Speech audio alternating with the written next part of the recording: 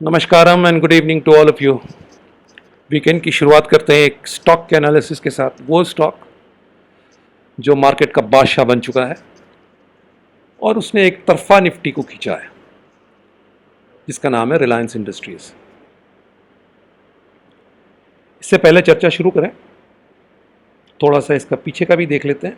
यहाँ से इसने फॉल शुरू किया 1530 के आसपास से 867 का रो रजिस्टर किया, और अब इस पूरे मूव ने, the whole move from 867 till now around 2163, the high that we saw today, it has done 1.618 times of this fall.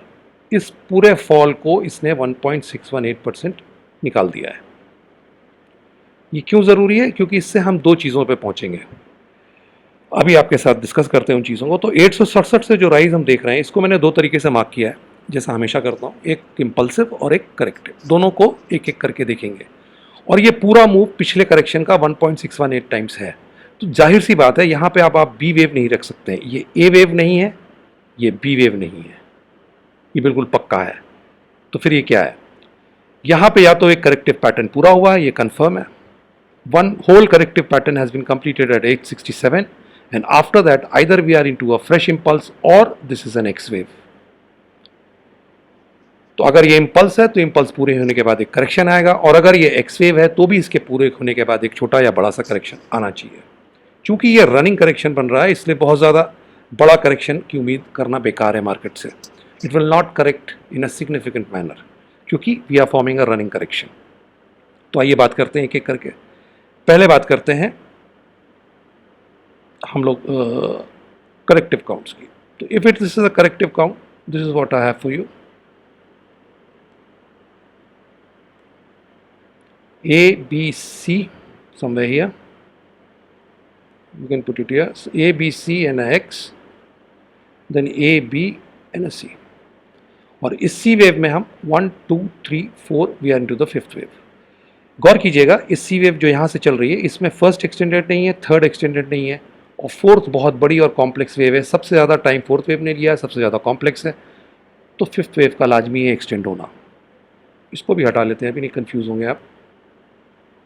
तो अगर फिफ्थ वेव एक्सटेंडेड है तो इसने अपने मिनिमम रिक्वायरमेंट जो थे फिफ्थ वेव के 2105 वो आज पूरे कर लिए इसने। So now the minimum requirement of the fifth wave extension is complete if this is a corrective move A B C X, A B and C. 2105 पूरा हो चुका है, लेकिन अभी मार्केट ने किसी तरह का कोई भी वीकनेस दिखाया नहीं है। तो जाहिर सी बात है, जब भी कोई मिनिमम रिक्वायरमेंट पूरी होती है तो इसका मतलब ये नहीं होता कि काम खत्म हो गया। इसका मतलब ये होता है कि आप अलर्ट हो जाएं, लेकिन काम खत्म नहीं हुआ है। काम तब तक नहीं खत्म होता है जब तक मार्केट खुद कंफर्म नहीं करता। बिल्कुल सीधी सी बात है। तो इसके बाद जो नेक्स्ट टारगेट दिखता है वो 2292 का दिखता है। आता है नहीं आता वो कोई ज़रूरी नहीं है, वो उसके इंटरनल काउंट्स बताएंगे आपको। फिफ्थ वेव के इंटरनल काउंट्स जब आप देखेंगे डिटेल में, आवरली चार्ट में या 15 मिनट चार्ट में, तब पता चलेगा। लेकिन मिनिमम रिक्वायरमेंट 2105 की पूरी हो गई है। यहाँ पे आपको सिर्फ एक चीज़ गौर करनी है कि the move of the C wave from this point is fifth wave extended move. और कंफर्मेशन इसका क्या होगा? जब हम नीचे की ये ट्रेंड लाइन तोड़ देंगे ब्लू कलर की। The 2-4 trend line of blue colour will be broken once we finish this move. That will be the only confirmation that you require. Otherwise आप इसके इंटरनल काउंट्स को आपको देखना पड़ेगा। लेकिन अगर हम डेली चार्ट्स की बात करें तो ये वो ट्रेंड लाइन आपकी टूटनी चाहिए अगर कंफर्मेशन, पहला कंफर्मेशन मार्केट को देना है कि ये पूरी हो गई और ये फिफ्थ वेव एक्सटेंडेड है। तो ये हो गई पहली बात। अब इनको हटा लेते हैं और इंपल्सिव काउंट्स की बात करते हैं।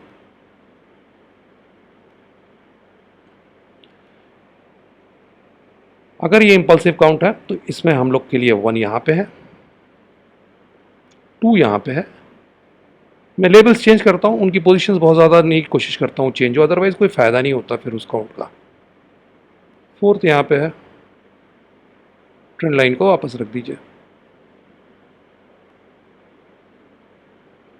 1, 2, 3, 4 and a fifth. Again, the wave that is being extended is the fifth wave. ये वेव एक्सटेंड हो रही है, ना ये एक्सटेंडेड है थर्ड, ना फर्स्ट। फिफ्थ वेव एक्सटेंड होनी थी, हो रही है, और फिफ्थ की फिफ्थ भी एक्सटेंड हो रही है। अगर ये इम्पल्स है बॉस, तो इसने अभी तक अपने मिनिमम रिक्वायरमेंट पूरे नहीं किए। उसके मिनिमम रिक्वायरमेंट्स ये हैं 2230। If this is an impulse going on from 867, then the minimum requirement is yet to be complete and it is at 2230.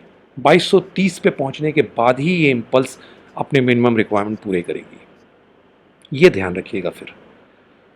तो अगर ये करेक्टिव काउंट है तो मिनिमम रिक्वायरमेंट पूरे हो चुके हैं 2105 के, और अगर ये इम्पल्सिव काउंट है नीचे से तो 2230 इसका मिनिमम रिक्वायरमेंट है।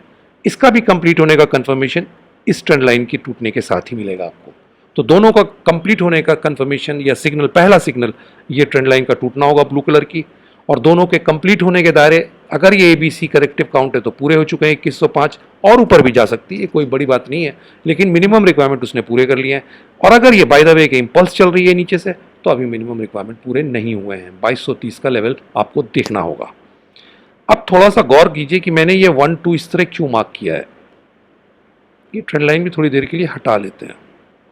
ये 2 को मैं यहां भी रख सकता था, प्रॉब्लम क्या हो जाती,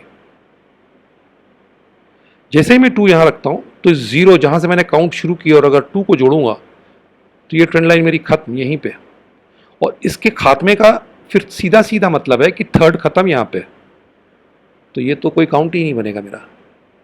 इसको मैं इसीलिए 2 यहां नहीं रखा हूं, 2 यहां रखा हूं, और जैसे ही मैंने 2 रखा यहाँ पे मुझे थर्ड यहाँ रखना पड़ गया। क्यों? फिर वही बात है कि जैसे ही मैंने ट्रेंड लाइन ड्रॉ की 0-2 की, ये टूट गई यहाँ पे, तो इसके पहले थर्ड को खत्म होना है, तो थर्ड यहाँ खत्म है, और थर्ड अगर यहाँ खत्म है तो फोर्थ यहाँ, इनमें से कोई भी एक्सटेंडेड नहीं है, तो फिर फिफ्थ वेव हमारी एक्सटेंड हो रही है। तो रही बात रिलायंस की, मेरे ख्याल से डेली चार्ट्स पे जो एनालिसिस मुझे दिख रहा है, फिर से एक आपको बता दूं, जो मुझे दिख रहा है वो सत्य है असत्य है वो तो अलग बात है, लेकिन जो मुझे दिख रहा है वो यही है। लेकिन इससे ऑल्टरनेट काउंट्स भी बहुत लोगों के पास हो सकती हैं, but this is what I can see in this chart, जो मुझे लगता है कि मेरे हिसाब से सही होना चाहिए। लेकिन ठीक है, 2 तरीके काउंट्स हैं ये, let us put them back, क्योंकि अब इनका काम आपके साथ जो ऑल्टरनेट काउंट्स थे दोनों डिस्कस हो गए, सो आगे के लिए इनको प्रिजर्व कर लेते हैं। Just keep in mind, if this is an ABC correction, 2105 has been done, but market has not given any signal that it has completed the move. And if it is an impulse from here, then 2230 has to be seen on your screens. और ये वो line है blue colour वाली नीचे, इसके टूटने के साथ ही कंफर्मेशन होगा दोनों तरह की मूव्स का कि कंप्लीट हो गई है। अगर ये करेक्शन है तो ये एक रनिंग करेक्शन बन रहा है और आने वाला समय बुलिश होगा, और अगर ये इम्पल्स है तो फिर तो इसको कंप्लीट होने के बाद एक करेक्शन मिलना है हमें, और उस करेक्शन के बाद ही फिर पता चलेगा कि आगे का क्या हाल होने वाला है। तो चलिए, रिलायंस बहुत दिनों से ड्यू था आपके साथ डिस्कस करने के लिए। This is what I had, जो मुझे दिख रहा है, जो मैंने आपके साथ डिस्कस किया एनालिसिस, ये हो सकता है सही हो सकता ना हो। देखिए, मैं हमेशा कहता हूँ व्हाट आई सी उसको बेस्ट तरीके से एनालाइज करके आपके साथ शेयर करता हूँ, लेकिन जो मैंने आपको तरीका बताया इम्पल्स काउंट करने का वो 100% सही है। तो इस एनालिसिस को ध्यान में रखिएगा, लेकिन उस तरीके को हमेशा याद रखिएगा। तो चलिए, टिल वी मीट अगेन, कल आपसे मुलाकात होगी निफ्टी के एनालिसिस के साथ। कल और परसों 2 दिन 2 एनालिसिस शेयर करेंगे आपके साथ, एक शॉर्ट टर्म और एक लॉन्ग टर्म। तो चलिए, जब तक नहीं मिलते हैं कल फिर आपसे, तब तक खुदा हाफिज़, नमस्कार, जय हिंद।